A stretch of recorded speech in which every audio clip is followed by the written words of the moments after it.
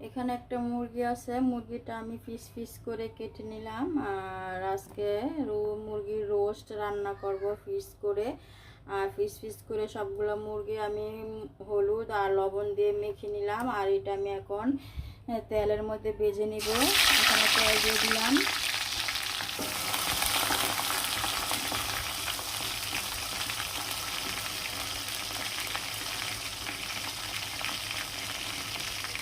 এটা কিন্তু হৌরা তেল, হৌরা কিনে বাজার থেকে বাজার নিয়ে আসা হয়। আর অনেক দাগ। আর এটা রান্না সরষের তেল দিয়ে রান্না কিন্তু অনেক স্বাদ আর অনেক মজা।